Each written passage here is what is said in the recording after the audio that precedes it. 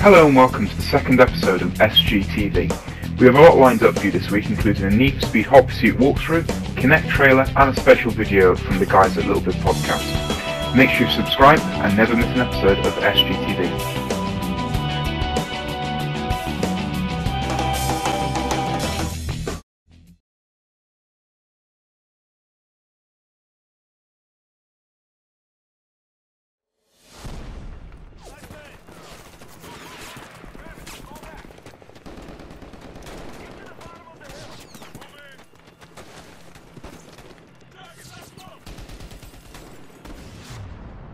Medal of Honor is back, and oh, boy, is it making an appearance.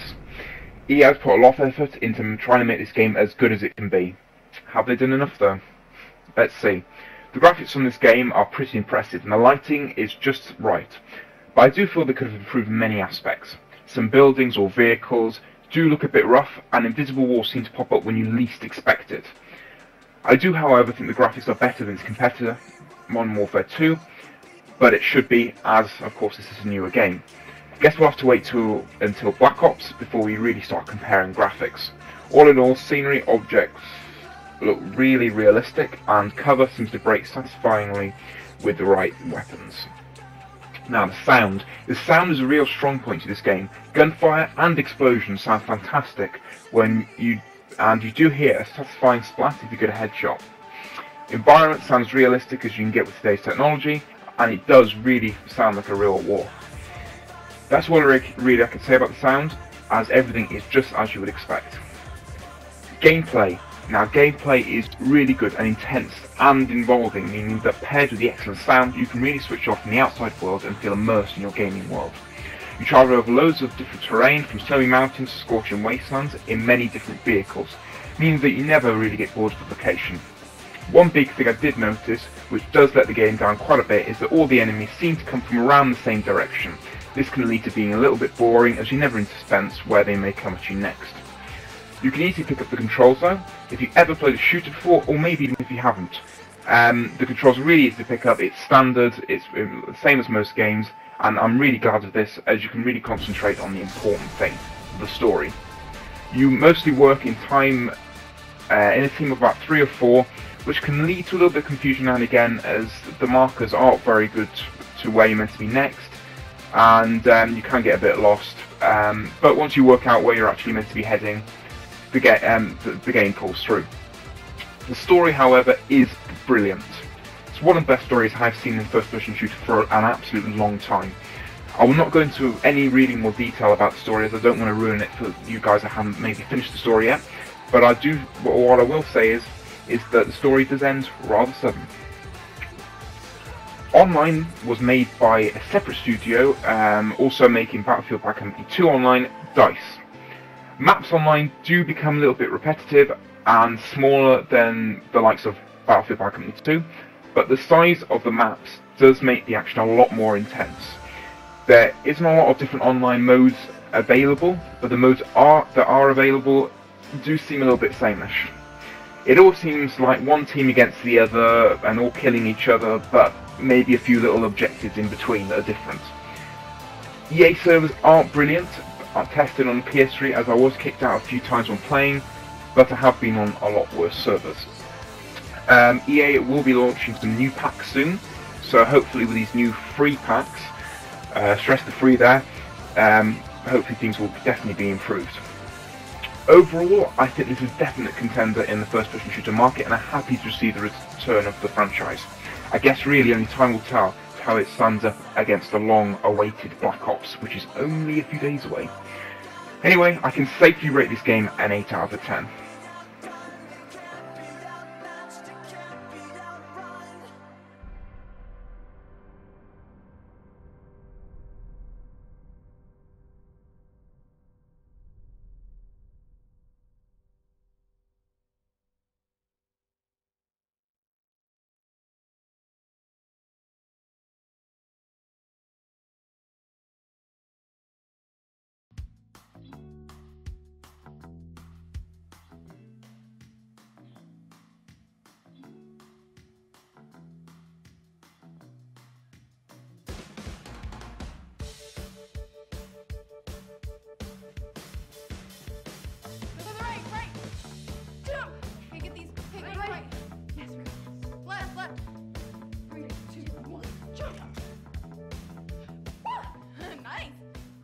Okay, we had to send that to Claire.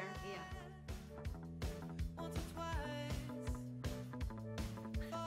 Mom, you gotta come see this.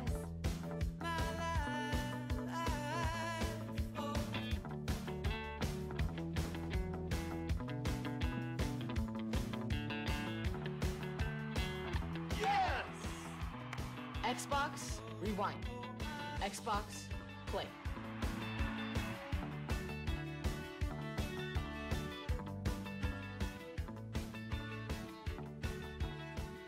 Nina, Hey!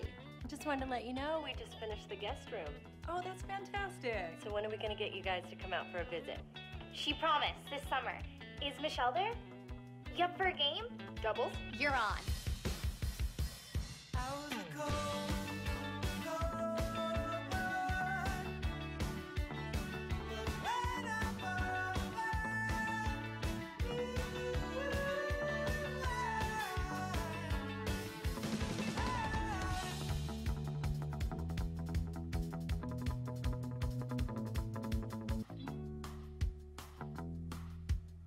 Xbox, play.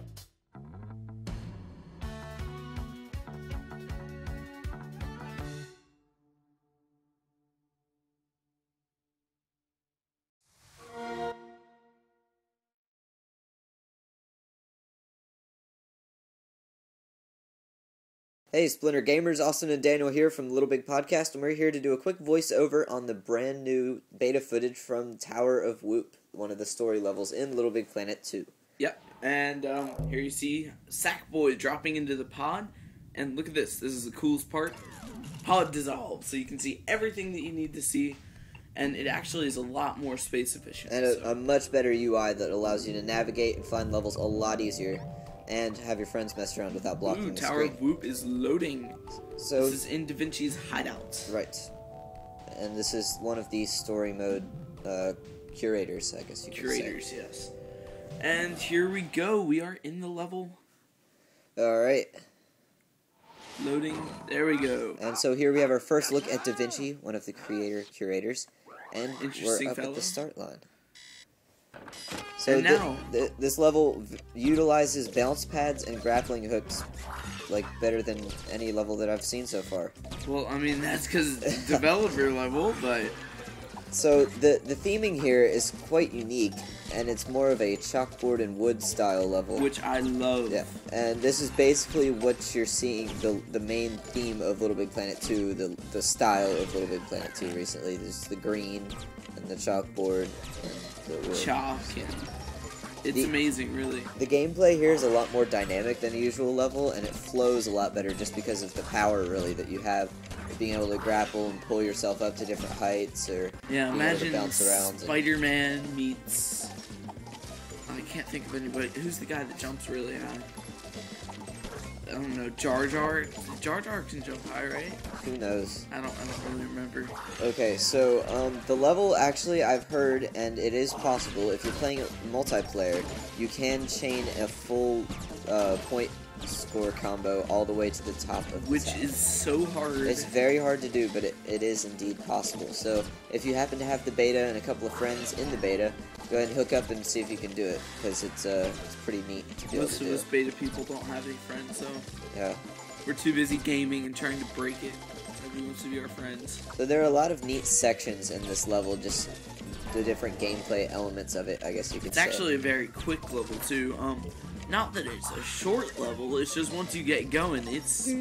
Oh, this is the best part. Yeah, this is one of my favorite Airplanes parts. Well, flying it is my everywhere. favorite part of the level, and you know, there you are at the end. And one of the new things is that a score-oriented, I guess, merit Awards. system. Yes. So that once you get a certain score, you get rewarded certain prize bubbles. So that's Now always this is actually really something cool. that was patched in the new update. These Those clouds are used no to be longer swingable, but not anymore. Right, so very awesome level. Hope you enjoyed that. Be sure to tune in to Little Big Podcast every Friday and Contact us. Contact us. Because So, we like to be contacted. thanks for allowing us the privilege of doing this, and we'll, I guess, see you guys later. Have a fun rest of your podcast. Stop.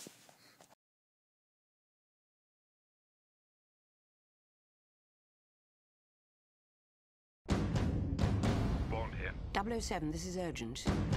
For some mission-critical biotechnology for our defense forces. One of their senior researchers went missing. We received a tip that he's alive and about to sell that research to a buyer in Istanbul.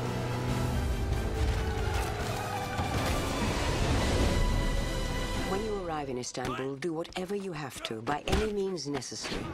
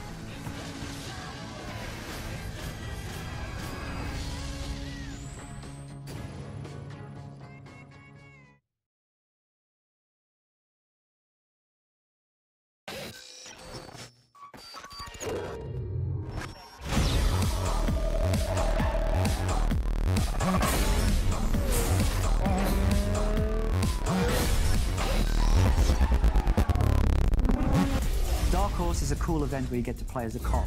The idea here is that you're playing a hot pursuit event. You get to chase down the racers. Your objective is to shut down the race before the racers cross the finish line. So that involves you chasing down the racers and basically smashing them. Dark Horse is based on Lost Horse Road. It's one of the cooler roads in the game where it's really sweeping. There's a lot of big bends. It's set at night as well, which is really important. It breaks down your visibility and makes the racers slightly harder to chase. And you have to take down the racers and shut down the race before they get to cross the finish line. In Dark Horse, you get to play as a cop and you get to choose from some really cool cop cars. My favorite one is a Nissan 370Z. It's really fast, it's really precise at taking down the racers, and it's also great drifting. A great way of making Dark Horse easier and getting a faster time is to use boost as often as possible, and definitely use boost when you're about to hit the racers. Be precise with your hits on the racers, and also be careful with your spike strips and the roadblocks that you can call in. Don't waste any. We were really keen for people to make friends both in the game and in the demo. So after you've played Dark Horse, if you make friends with someone else that has the demo, we unlock a new event for you, a race called Roasters Reborn. It's a really cool race. It's actually the first race you play in the main game. Obviously, you get to play as a racer and you get to drive cool convertible cars, one of which is the Porsche Boxster Spider, which is actually one of my favorites. We're driving along coastal roads, very winding, heavily inspired by the PCH. It's all set during bright sunshine. It's a really cool way to open up the game and a cool part of the demo. Some cool tips for Roasters Reborn. They'd be take as many shortcuts as you can. There's a lot actually on this race route. There's a lot in there to look for and find. Keep your drifts very shallow so you're not bleeding a lot of speed. And generally stay away from the traffic and the walls. The demo for Need for Speed Hot Pursuit is available now for download on both PlayStation 3 and Xbox 360. Get out there and download it soon because it's only available until November the 9th.